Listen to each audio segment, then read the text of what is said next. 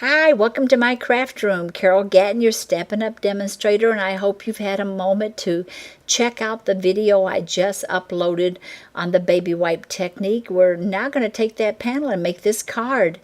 I had that lined up with the bottom of my trimmer. I'm going to go down through those wings and separate that panel, and then I'm going to set that aside, and we will work with one section at a time.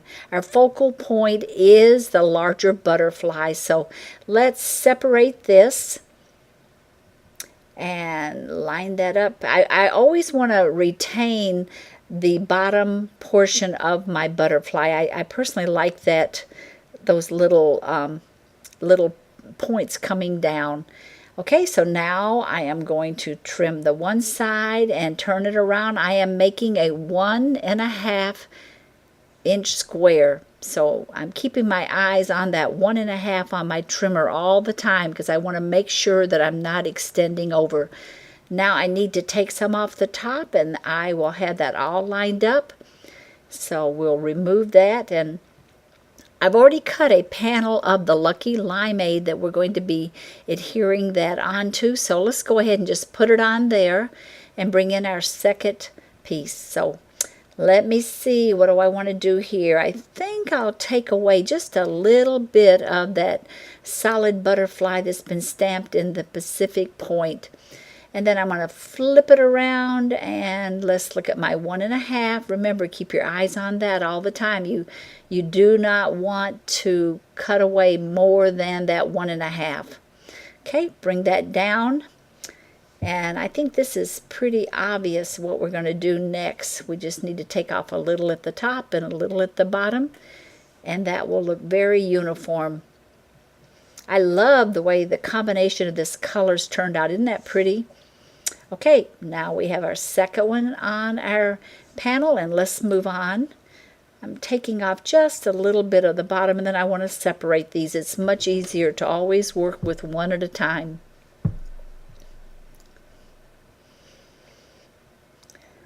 Okay, so I'm going to trim that top one, and now the bottom one. Let's see. Okay, decisions. Okay, let's trim away a little off that top. And looking at that, I think I might want to take off a little of that Pacific Point, flip that around and just even it up, and take off a little on the opposite side. Are you beginning to see the reasoning as to how I made the decisions? You always want to keep that larger butterfly as your focal point. And like I said, I personally like it so that I have my wings snipped a little bit on each side sometimes. Okay, I've got my extra space there so I can trim away a little of that dark on my left side. I'm removing it from the right, flip it around, and now the left. And this has gone so fast. I hope it's gone fast for you. It's really not that hard to do. Now we're going to position them onto this panel so that we get them all lined up so that we like the positioning. Okay, and this is kind of my reasoning. I like to put the one that I like the least on the very bottom at the right because I'm going to be covering it up with another butterfly. And wow, I think that looks really cool. I like it. I really like that melon mambo up in the left corner.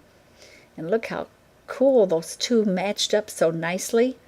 I didn't plan that. That was the luck. Yes. Okay, so bring out your craft sheet and your anywhere glue stick, and now we're going to begin to glue those on.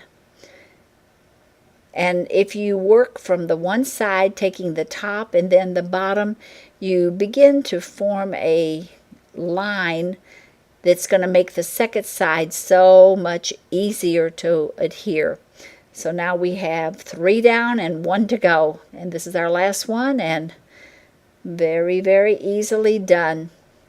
I have used the Pulpion Potpourri stamp set for my stamping of this panel.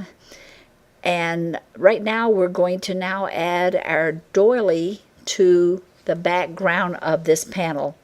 I think I just want the doily portion, the lacy part showing and not the solid. And once I get that all glued together, I'm kind of paying attention that I've got to have a spot for that banner to go across. So I'm really, this panel is almost exactly in the center. Okay, next, let's color our rhinestones. Did you know that you can use the Copic marker to color your rhinestones any color you want?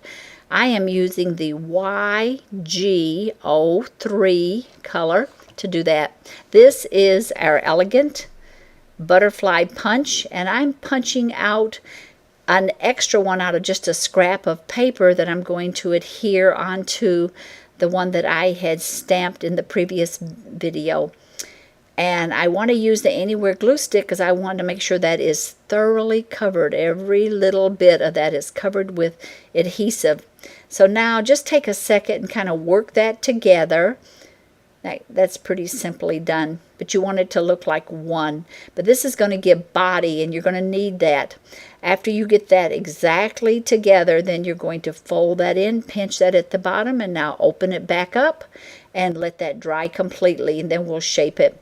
This is the From My Heart stamp set, and I love the happy birthday in here. I've got a piece of Whisper White, panel of Whisper White cardstock that I'm going to stamp this on, and I'm leaving some room to my right for the banner part. Okay, and so that turned out beautifully. Now trim that, and now let me show you how I like to make a banner. I take my snips and I go right in the center and snip up a short distance, and then I kind of take my time on this part so that I don't go beyond the top of that snip, and I just V it in. Take my bone folder. Now I'm overdoing this. We will calm that down here in just a minute. And on the opposite side, what I'm doing is I'm folding that back, and I'm going to add a little multi-purpose adhesive to that. The reason being is I'm going to adhere this onto my card base, and that panel has 2 thicknesses of cardstock, and so I want that to be raised up a little. To make this butterfly really stand out, take a sponge and your Pacific Point ink pad and go all the way around that. And you can see that I'm adding quite a bit of ink because I want this to really stand out and not blend in to the background. Once you get that all done, then just set that aside for the moment, and we're going to cut 3 of these rhinestones that we've colored. And this comes in a string, so just lift those up and then snip it apart. I want that 3rd little rhinestone to be the head, and I want it to be above that cardstock. And whoopsie, I think I will bring in my bone folder and really press on that, and that'll make that adhere to that. Just give it a little pressure, and that will adhere, but you want to make sure you do that because otherwise it's not adhered on.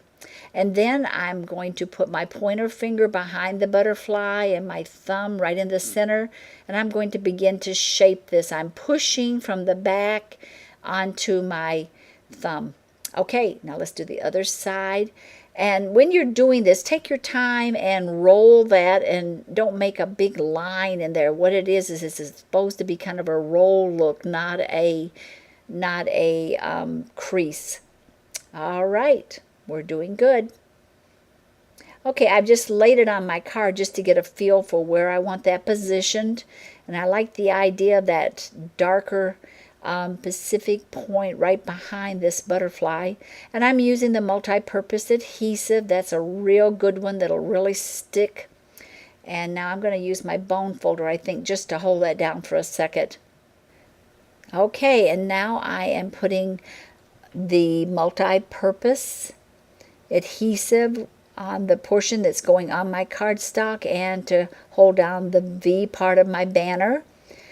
And this still has a lot of lift to it. Let me show you just how much.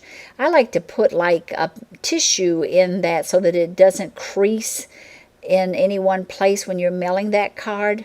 But let me give you just a little tour of this card because I think it really turned out beautiful. I love the colors. They just pop. And I hope you've enjoyed this, and don't forget the technique cards. I'll have one each month, and this is the baby wipe with full instructions, so you'll have that right at your fingertip. Plus, I'll be sending you this special thank you card. And until next time, I thank you.